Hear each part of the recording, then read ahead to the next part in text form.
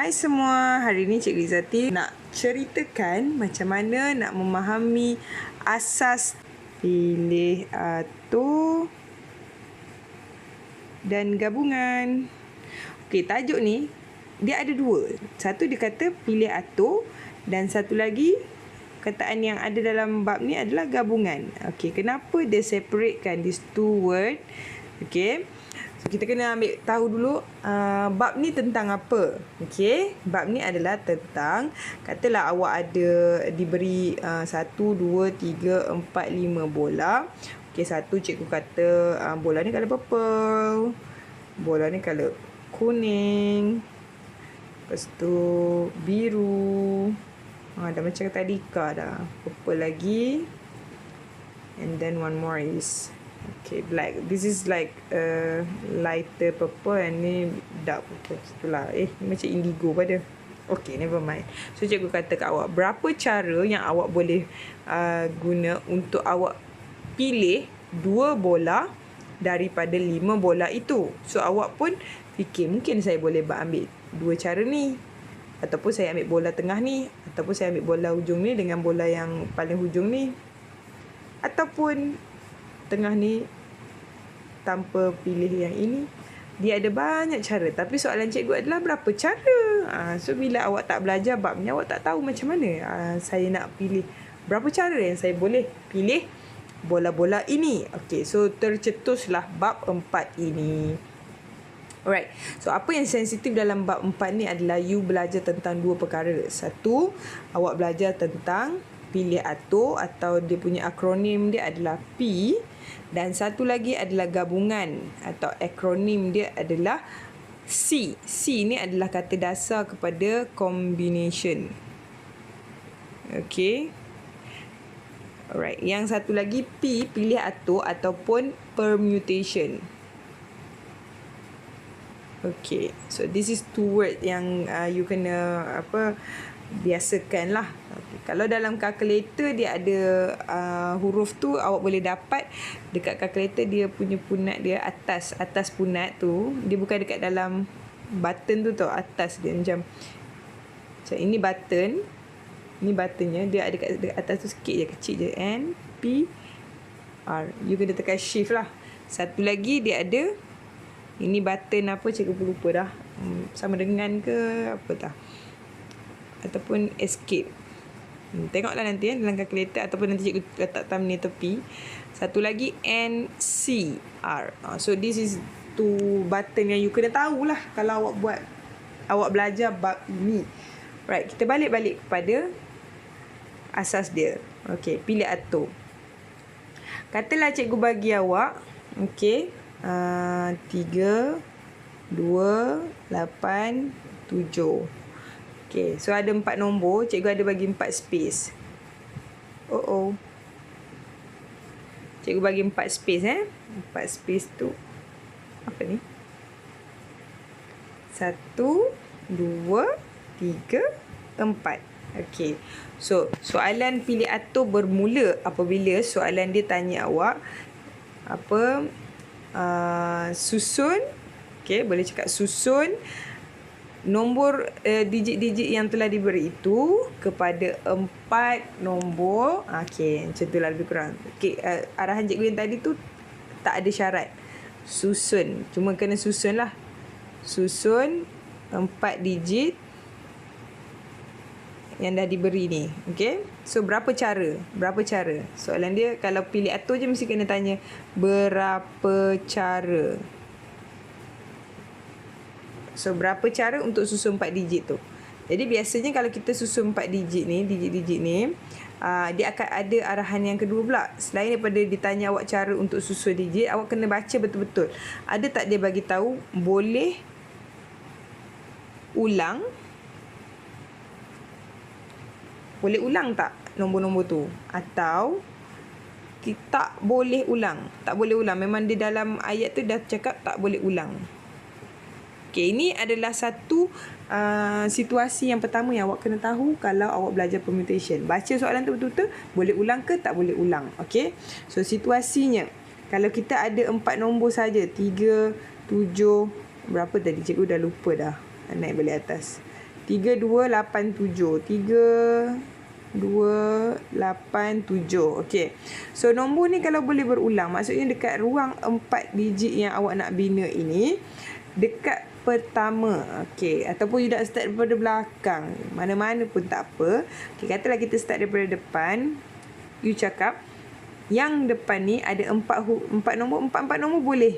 Okey, 4 nombor boleh. So berapa cara awak boleh letak dekat tempat ratus ni, tempat ribu ni adalah 4 cara. Kat situlah startnya kita buat permutation, 4 cara. Okey, so seterusnya dekat sini, kalau dalam situasi boleh ulang nombor. Okey, boleh ulang nombor. So kita boleh letak 4 cara kat situ. So katalah awak letak tempat pertama ni nombor 3. Okey. So tempat kedua, kalau boleh ulang, boleh tak awak letak nombor 3? Boleh kan? So boleh. Jadi dekat sini dia akan jadi 4 cara lah juga. Seterusnya pun 4 cara. Seterusnya pun 4 cara. Okey? Begitulah seterusnya. Kalau keadaan tu kata tidak boleh ulang. Tak boleh ulang. So awak nak isi kat dalam ni. Okey, kita start daripada depan. Ni. So berapa nombor yang kita boleh masukkan dalam ni? Sama ada nombor 3, 7, 2 atau 8. So ada 4 nombor. Jadi 4 cara lah awak nak isi kat situ. Tetapi kalau tak boleh ulang, katakanlah misal kata cikgu ambil nombor 3 masuk kat nombor yang pertama, 3 tak boleh guna. Jadi untuk kedudukan yang kedua, hanya ada 3 nombor sahaja. Okey, bila ada 3 nombor je, kat sini 3 cara lah. Kemudian 2, kemudian 1. Okey, kat sini ada 2 benda awak kena tahu. Bila kita susun cara, kalau keadaan kita menyusun ni semua ni berlaku secara serentak. Maksudnya kalau awak nak buat susunan nombor, awak mesti kena isi ke-4 supaya jadi 4 digit punya nombor. Okey, ribu lah kita nak mencipta nilai-nilai ribu.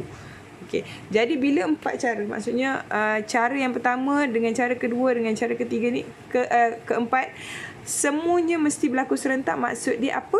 So awak kena ingat dia membawa maksud darab. Okey? Darab. Ini awak belajar dalam bab berapa probability pun ada. Ni asas lah kalau apa-apa yang berlaku secara serentak ataupun arahan tu memerlukan kedua-duanya, awak mesti darab. Okey? So darab. Ini orang panggil rules of multiplication lah. Undang-undang pendarapan, hukum pendarapan. So cara yang kita boleh adalah, kalau katalah kita boleh ulang nombor, ialah 4 darab 4 darab 4 darab 4. Okey, so maksudnya 16 darab 16 cara untuk awak susun nombor ini menjadi 4 digit lain. Okey, kalau ada undang-undang kata tak boleh, dia jadi macam ni, menurun. 4 darab 3 darab 2 darab 1. Okey. So, nampak tak ada sesuatu yang menarik dekat sini? Bila mana situasi kata tak boleh ulang susunan, okey, susunan biasa soalan akan tanya pasal digit ataupun perkataan. Antara dua lah. Bila tak boleh ulang, dia adalah berkait rapat dengan pilih atur. Okey, satu. Asas pilih atur. Dan tak boleh ulang ini melahirkan satu pattern yang menarik, iaitu biasanya bila tak boleh ulang, kita punya cara tu akan menurun. 4 darab 3 darab 2 darab 1. Menurun secara hilang satu-satulah. Dan ini dikenali sebagai factorial. Okey, ada satu simbol baru di mana awak kena ingat bentuk dia macam ni. Okey, tanda seru. Factorial. So, factorial adalah apabila kita nak ringkaskan sesuatu benda yang darabnya itu menurun sehingga 1. Contoh kalau start dengan 5, darab 4, darab 3, darab 2, darab 1. Okey. Mana datang hasil hasil darapan menurun macam ni adalah bila soalan tanya awak untuk susun sesuatu benda, berapa cara awak boleh buat tetapi tidak boleh ulang. Selalunya itu akan menyebabkan kita punya hasil darapan tu menurun sehingga 1 dan boleh diringkaskan menjadi 5 factorial. Ini simbol dia, factorial. Okey, so 5 factorial. Kalau macam tadi yang ini 4, 3 darab 2 darab 1, ini nama dia 4 factorial. Okey, jelas sampai sini.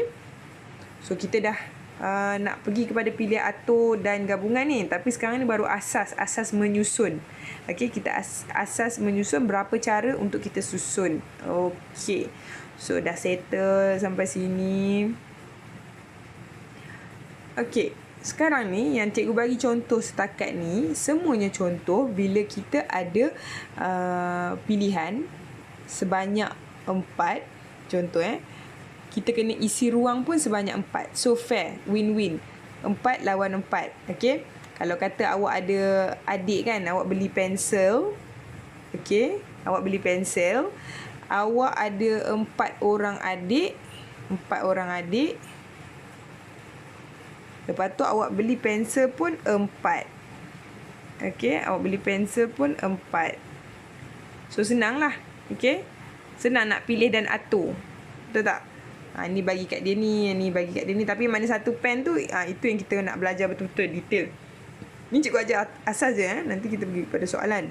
Ataupun you boleh tengok video-video cikgu sebelum ni. Cikgu bagi ada soalan-soalan lah. Alright. So seterusnya, pilih atur. Kita ada 4. Okey, sekarang situasinya berbeza. Kalau cikgu nak tukar colour lah. Hilang pula cikgu punya button.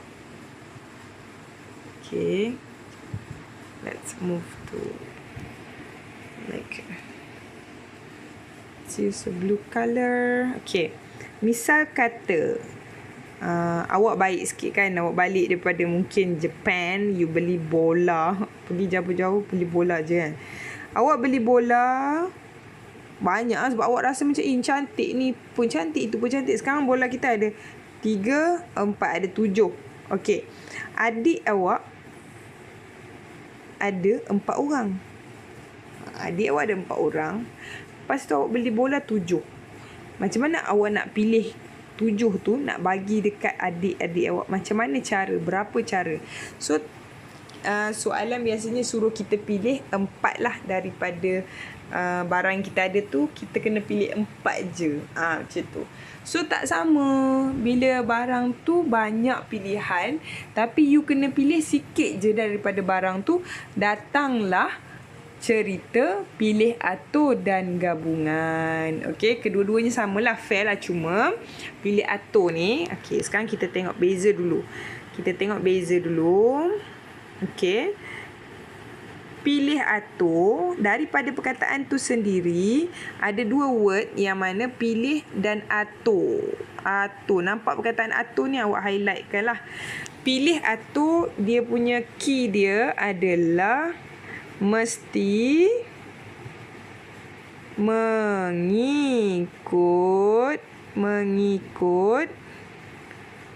apa susunan, tertib. Itulah perkataan dia, susunan / tertib. Ini kalau siapa yang tengah tengok ni, tolong terbit.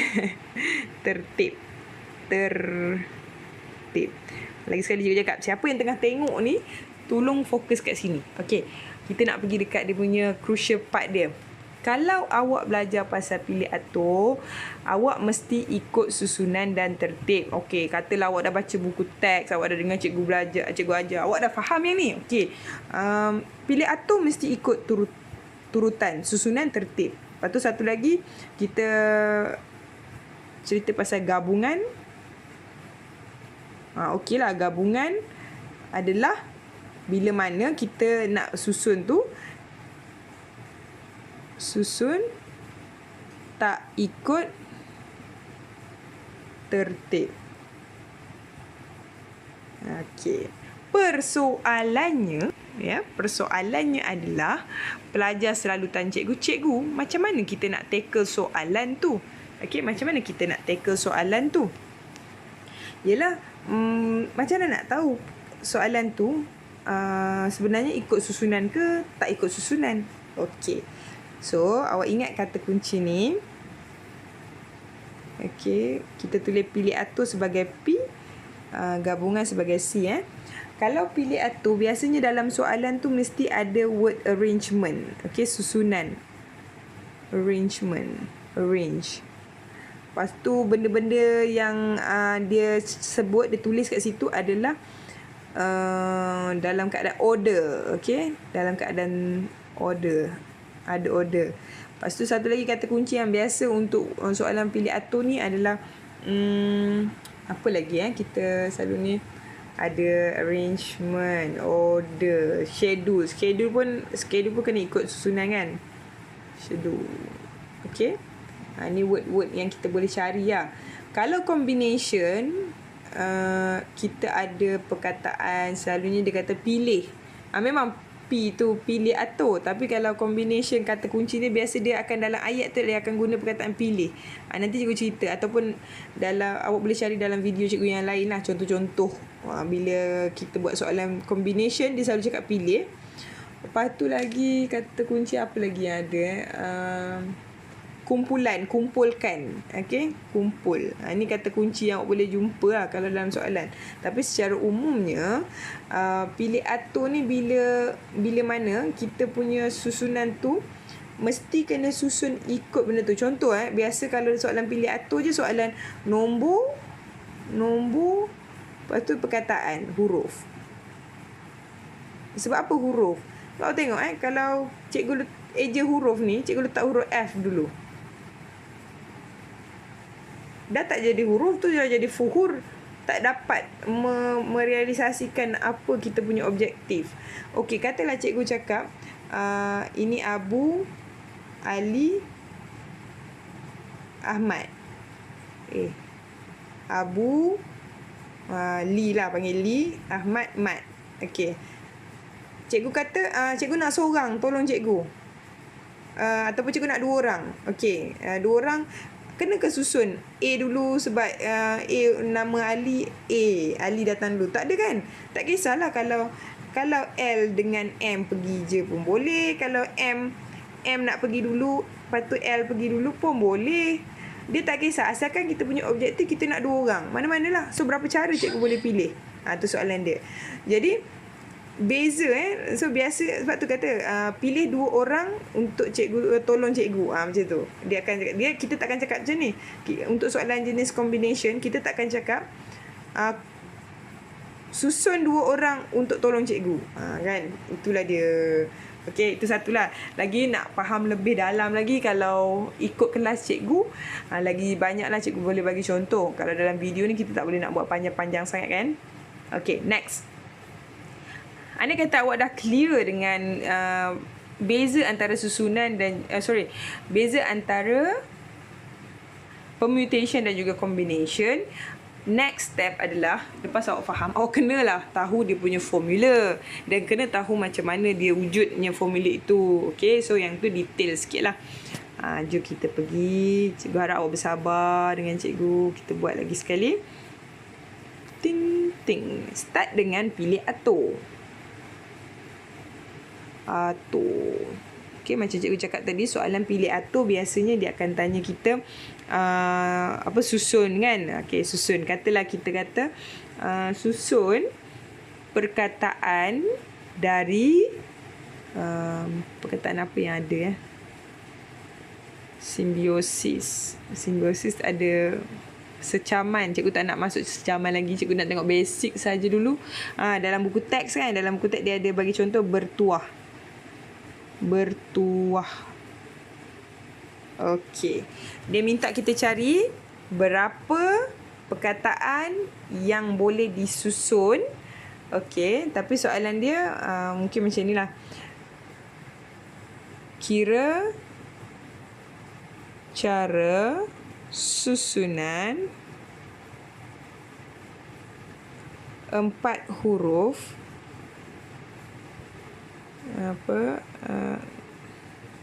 susunan untuk memilih ataupun kira cara susunan untuk pilih 4 perkataan 4 huruf dari perkataan bertuah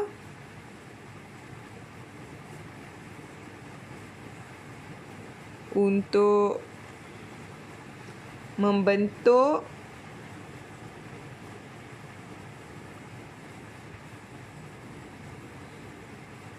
perkataan 4 huruf.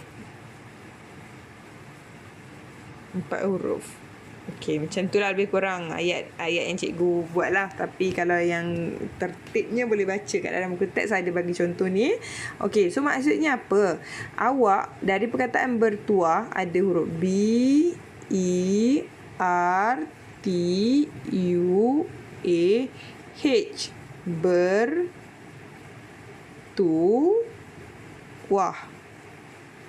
So ada 7 kan. In total huruf yang kita ada 7. Tapi awak kena pilih 4 sahaja. Jadi katalah kalau kita letak space, dia akan jadi macam ni lah. 1 space, 2, 3, 4. Kita ada huruf yang berlainan. B, E, R, T, U, A, H. Nak susun perkataan ni daripada huruf tu. Jadi kita tak boleh berulang, of course, sebab kita susun perkataan. Okay, mana boleh ulang. Kita susun untuk mencipta perkataan dari huruf-huruf B, E, R, T, U, A, H. Okay. Kalau dia bagi kita B, E, R, T, U, U. U tu bolehlah ulang kan. Sebab dia provide huruf itu sahaja. Itulah yang awak kena pilih untuk nak cipta perkataan 4 yang lain. Macam tu. So, kita start daripada depan. Okey, ni macam asas yang menyusun tadi lah, asas susunan tadi. Kalau depan sekali, pilihan dia lagi banyak. So, you boleh tulis huruf B, E, ataupun R, ataupun T, ataupun U, ataupun A, ataupun H. So, ada 7 possible way untuk awak letak, ataupun 7 possible huruf untuk diletakkan dekat space yang pertama. So, berapa cara yang awak boleh letak kat situ? 7. Kemudian berkurang pula lah sebab kita dah guna 1 huruf dekat space yang pertama. Space yang kedua ni kita akan berkurang jadi 6 huruf je yang boleh letak situ. Mana-mana satu dari 6 huruf. Okey. Kemudian 5, kemudian 4. Jadi boleh tak kita kemaskan 7, 6, 5, 4 ni kepada 7 factorial? Boleh tak? Tak boleh. Sebab 7 factorial ni adalah simbol 7 darab 6, 5, 4, 3, 2, 1. Okey. So, katakanlah kita nak juga tulis 7 factorial. So, kalau kita berhenti sampai 4, awak kena berhenti kat sini. Dan awak kena bahagi balik lah yang ini, yang belakang ni. Jadi, kita letak kat bawah ni balik. 3, 2, 1. 3 darab 2 darab 1. So, what does that mean? Maksudnya adalah untuk kita tulis 7 factorial, kita kena divide balik dengan 3, 2, 1 atau kita boleh tulis 3 factorial. Okey, tapi sebenarnya dari segi formula, kalau katalah kita kena pilih, okey, berapa yang kita kena pilih tu dipanggil sebagai R. Okey, R kita tadi adalah 4 sebenarnya. 7 tu adalah pilihan yang diberi. Okey, pilihan yang diberi ni kita panggil sebagai N.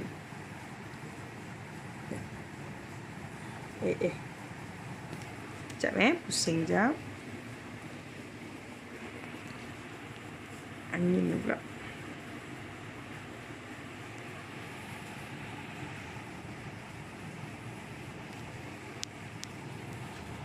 Okey. Balik.